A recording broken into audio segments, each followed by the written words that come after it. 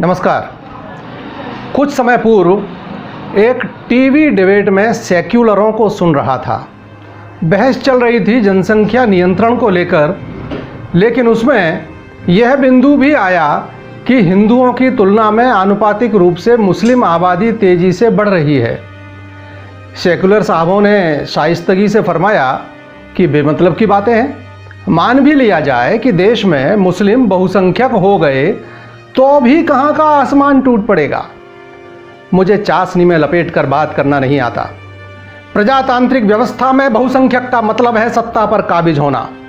मेरा मानना है कि जब तक देश में हिंदू बहुसंख्यक है तभी तक सहिष्णुता और सेक्युलर जैसे शब्द प्रयोग चल रहे हैं। सेक्युलर बंधुओं, आपके तर्क सुनकर मेरी आंखों के सामने 18वीं सदी का मंजर घूमने लगता है। मेरी हैरत तब और बढ़ जाती है जब जनसंख्या नियंत्रण जैसे महत्वपूर्ण सवाल को मुस्लिम विरोधी बता दिया जाता है। तो ऐसे लोगों को मैं कहना चाहता हूं कि हाँ, जनसंख्या नियंत्रण इसलिए भी जरूरी है कि सर्वधर्म समभाव वाले सहिष्णु हिंदू बहुसंख्यक बने रहें। एक बार हिंदू अल्पसंख्यक हुआ, उसके बाद क्या होगा यह जानने के लिए आइए चलते हैं एक पुरानी कहानी की ओर। यह कहानी है 1734 की। पंजाब के सियालकोट में भागमल नामक एक सज्जन अपने बेटे हकीकत राय को फारसी की शिक्षा दिलवाने एक मौलवी जी के पास लेकर गए। जन्म से ही कुशाग्र बुद्धि के बालक हकीकत ने 4-5 वर्ष की आयु से ही इतिहास और संस्कृत आदि पढ़ना शुरू कर दिया था।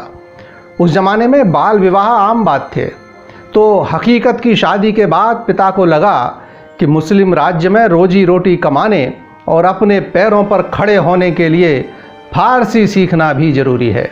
इसलिए वे उसे मदरसे में मौलवी के पास लेकर गए। मौलवी साहब को दस्तूर के मुताबिक मिठाई और कुछ धन देकर पिता ने बेटे को मदरसे में भर्ती करा दिया और उसकी शिक्षा भी शुरू हो गई। धीरे धीरे उसकी प्रतिभा ने मौलवी साहब को भी प्रभावित कर लिया। जो भी पाठ दिया जाता वह उसे तुरंत याद कर लेता, समझ लेता। लेकिन जब वे बार बार उसकी तारीफ करने लगे तो सहपाठी छात्र कुढ़ने लगे। एक दिन मौलवी की अनुपस्थिति में हकीकत अपना पाठ याद कर रहा था, तब शेष बच्चे खेलने और ऊधम मचाने में जुट गए। लेकिन तभी खेलते बच्चों में से एक का ध्यान हकीकत की तरफ गया। उसने दूसरों से कहा, देखो देखो, हम सब खेल रहे हैं और ये हकीकत का बच्चा पढ़ाकू बन रहा है। इसे भी साथ मिलाओ, वरना मियाँ जी के आते ही उनके कान भरेगा और हमारी उल्टी सीधी शिकायत करेगा। अगर हील हुज्जत करे तो 2-4 चपत भी लगाएंगे। सभी हकीकत से नाराज बैठे ही थे, सो सबको बात जम गई और उन लोगों ने हकीकत को साथ खेलने के लिए बुलाया। हकीकत के मना करने पर सब लोग उससे हाथ पकड़कर खींचने लगे। हकीकत ने झल्ला कर कहा, देखो मुझे तंग मत करो, वरना दुर्गा भवानी की कसम मैं मुल्ला जी से जरूर तुम्हारी शिकायत करूंगा। यह एक शब्द दुर्गा भवानी की कसम उसे बहुत भारी पड़ गया। कुछ लड़कों ने दुर्गा जी को लेकर अनाप शनाप गाली गलौज देना शुरू कर दिया। हकीकत ने उन्हें टोका, देखो मुझसे झगड़ा करना है तो करो, मुझे मारो पीटो, लेकिन हमारे देवी देवताओं को तो गालियां देने का क्या मतलब है।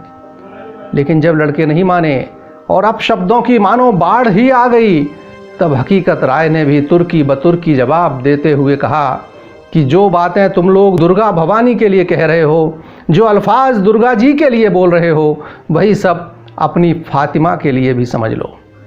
और उसके बाद बच्चों का यह छोटा सा वाद विवाद देखते ही देखते कितना बढ़ गया, यह पढ़कर सुनकर ही हैरत होती है। मौलवी साहब के आते ही लड़कों ने इकट्ठे होकर हकीकत की शिकायत की। सुनते ही मुल्ला जी पूर्व में की गई हकीकत की सभी तारीफें भूल गए। उसकी जो पिटाई दूसरे लड़कों ने की थी वह कोई मुद्दा ही नहीं समझा गया। उन्हें याद रहा तो केवल यह कि एक काफिर लड़के ने रसूल जादी के खिलाफ अपशब्द निकाले हैं। ईश निंदा कानून जैसे शब्दों की उस जमाने में ज़रूरत ही कहाँ थी।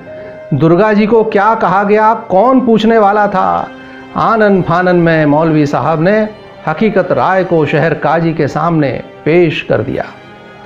सारे झमेले की बात सुनकर हकीकत के परिजन भी वहां पहुंच गए। इन सब द्वारा लाख सही बात बताने के बाद भी काजी ने उनकी एक न सुनी और निर्णय सुनाया कि शरीयत के अनुसार इसके लिए मृत्युदंड है, या तो बालक मुसलमान बन जाए अन्यथा इसका सर कलम कर दिया जाए। काजी का गुस्सा इतने पर ही नहीं थमा, उसने माता पिता व सगे संबंधियों को भी इसके लिए कसूरवार मान लिया। एक गुस्ताख लड़के को जन्म देना क्या कम था। इन काफिरों की इतनी हिम्मत कि उसके बचाव में मेरे सामने आकर बहस की। डाल दो इन लोगों को भी जेल की काल कोठरी में। घर में हकीकत की मां कोरा का रो रो कर बुरा हाल था। समाज के लोगों को जानकारी मिली तो वे भी दौड़े आए, पर इतना भर हुआ कि काजी ने उनके कहने पर परिवार के लोगों को छोड़ दिया, वह भी इस शर्त पर कि वे हकीकत को इस्लाम कबूलने के लिए मनाएं। माता पिता ने समझाया भी कि मेरे लाल मुसलमान बन जा, तू हमारी आंखों के आगे कम से कम जिंदा तो रहेगा। किंतु हकीकत राय ने उन लोगों को लाजवाब कर दिया। उसने काजी से मुखातिब होकर पूछा, जनाब क्या इस्लाम कबूल करने के बाद मुझे मरना नहीं पड़ेगा? काजी ने कहा, बेशक।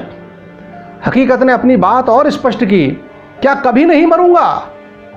काजी की समझ में अब जाकर आया। उसने कहा, क्या मूर्खतापूर्ण बाहियात सवाल है? जो पैदा हुआ है एक ना एक दिन उसे मरना तो पड़ेगा ही। हकीकत हंस पड़ा।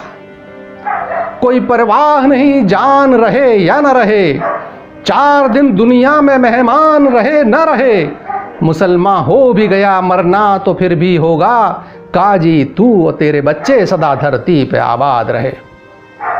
अपने निश्चय पर उसे अडिग देखकर काजी ने कहा कि ये सब बातें तू तभी तक कर रहा है जब तक तूने जल्लाद और उसके हाथ में पकड़ी तलवार नहीं देखी। सारी शेखी निकल जाएगी उसे देखते ही। डाल दो तब तक के लिए इस नाफरमान को हवालात में। स्वाभाविक ही बच्चों के साधारण झगड़े को दिया गया यह रूप तत्कालीन हिंदू समाज को झकझोर गया और इस असंतोष की गूंज सियालकोट के हाकिम अमीर बेग तक भी पहुंची और उसके मार्फत लाहौर के नाजिम तक। सारे हिंदू समाज की दरख्वास्त पर नाजिम ने हकीकत को नामचीन लोगों की जमानत पर जेल से रिहा कर दिया। फिर वही हुआ जिसे हम आज भी छोटे बड़े रूप में गाहे बगाहे देखते रहते हैं। शुक्रवार की नमाज के बाद तकरीरें हुई और लाहौर गरमा गया और नतीजा वही निकला, ढाक के 3 पात। या तो हकीकत इस्लाम कबूल करे या फिर मौत को गले लगाए। और फिर सन 1734 की वह बसंत पंचमी भी आई। वध स्थल पर इतनी कम उम्र के बच्चे पर तलवार उठाते एक बार की जल्लाद की आंखें भी डबडबा गईं। लेकिन सरकारी मुलाजिम था, हुक्म की तामील तो करनी ही थी।